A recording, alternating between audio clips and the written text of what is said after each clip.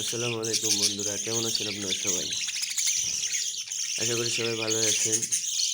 বাসা বাড়ির পক্ষ থেকে সবাইকে স্বাগতম।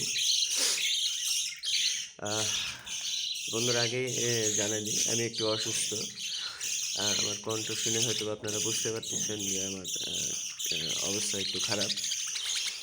তো আমার আমার যেরকম অবস্থা খারাপ, এই প্রচণ্ড ঠান্ডার কারণে আমার পাখিগুলোর অবস্থাও একটু খারাপ অবস্থার মতো।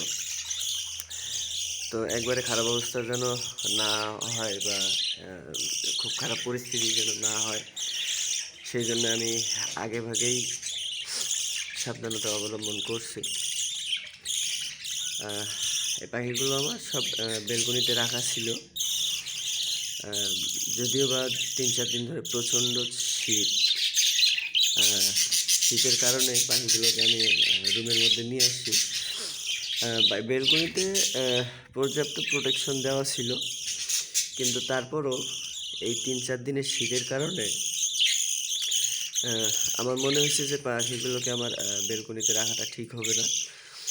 তো আমি বেলকনি থেকে পাখিগুলোকে রুমের মধ্যে নিয়ে এসে রাখছি। আর 3-4 দিন ধরে পাখিগুলো আমার এই রুমের মধ্যেই আছে।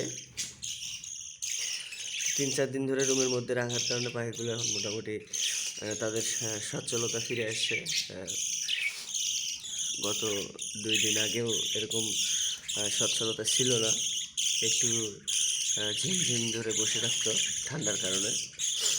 আর সব থেকে বাজে একটা অভিজ্ঞতা হইল আমার এবার। এই পাখি দুটো,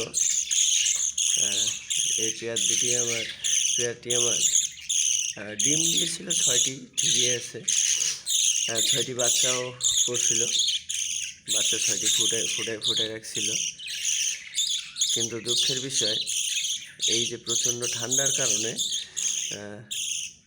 আমার 3টি বাচ্চাই এবার নষ্ট হয়ে যায়। 3টে বাচ্চা বর্তমান টিকে আছে।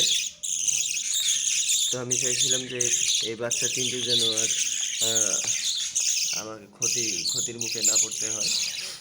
এই জন্য আগেভাগেই আমি সবগুলোকে রুমের ভিতরে নিয়ে এসে রেখে দিচ্ছি, যেন পাখিগুলো যেন ভালো থাকে।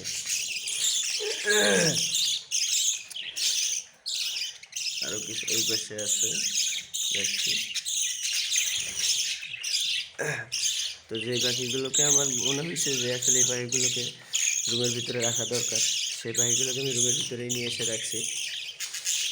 আরও কিছু পাখি আছে, সেগুলো সেরকম ঠান্ডা আবহাওয়া পাবে না, বিদায় ওগুলোকে ওই জায়গাতেই রাখা আছে।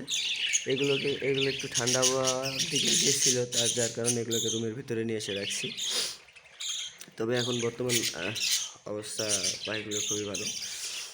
আপনাদের কারো যদি এরকম হয়, প্রচণ্ড ঠান্ডা, দেখতেছেন যে পাখিগুলো একটু ঝিমে আছে, কিন্তু একদিন রুমের ভিতরে রেখে দেন, সমস্যা একটু, তাতে যদি আপনাদের পাখিগুলো ভালো থাকে তাতে ভালো না।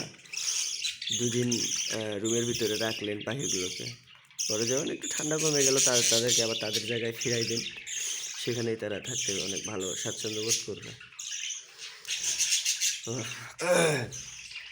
তো বন্ধুরা, আর কিছু বলবো না, এই এতটুকুই আজকে আপনাদের সঙ্গে শেয়ার করলাম যে খুব খারাপ একটা অভিজ্ঞতা হইলো আমার এই ঠান্ডার মধ্যে, প্রচণ্ড ঠান্ডার মধ্যে। আমারও শরীর খারাপ, আমার পাখিদের অবস্থা একটু করুণের দিকে গেছিল, তবে অনেক মোটামুটি এখন অনেক সুস্থ আছে, অনেক ভালো আছে। তো যাই হোক, যে আমি চাইছিলাম যে আসলে বিষয়টা আপনাদের সঙ্গে শেয়ার করি, সবার সঙ্গে শেয়ার করি, যার কারণে ভিডিওটি শেয়ার করলাম। সবাই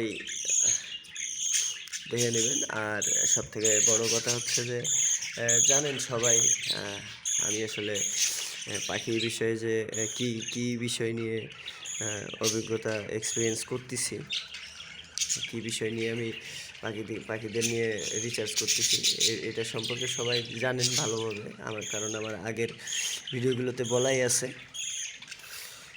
তো অবশ্যই সবাই আমার চ্যানেলটি সাবস্ক্রাইব করে রাখবেন। এরকম পাখি বিষয়ে বিভিন্ন তথ্য পেতে। হয়তোবা দেখা গেছে যে বন্ধুরা এমনও কিছু তথ্য আপনারা পেতে পারেন আমার এখান থেকে, যে তথ্যটি আপনাদেরকে কেউ সহজে দিবে না। কারণ মানুষের ভালো কখনোই চায় না। আর আমি এই জিনিসটাই চাই যে আমার মাধ্যমে যদি 2 জনের উপকার হয় যদি তাদের একটু ভালো হয়, তাতেই আমার অনেক ভালো। কারণ ভবিষ্যতের বিষয় নিয়ে আমি কোনো কথাবার্তা বলি না। আমার নিজে থেকে আমি যেটা পাই সেটাই আমি আপনাদের সঙ্গে শেয়ার করার চেষ্টা করি, সেটাই আপনাদের সামনে উপস্থাপন করার চেষ্টা করি। কারণ আমি যা পাইছি, যেভাবে পাইছি সেভাবে আপনাদের সামনে উপস্থাপন করছি। পাখির মাধ্যমে পাখি রিসার্চ করে আমি যে জিনিসটা পেয়েছি বা যেই অভিজ্ঞতা আমি পাইছি সেই জিনিসটা আমি আপনাদের সামনে শেয়ার করছি। তো যাই হোক, কথা আর বেশি বাড়াবো না। সবাই ভালো থাকবেন, সুস্থ থাকবেন। বার্ডস হ্যাবিটের পক্ষ থেকে সবাইকে স্বাগতম। আপনাদের পাখিগুলোর সুস্থতা কামনা করে এখানেই সমাপ্ত করছি। আল্লাহ হাফিজ।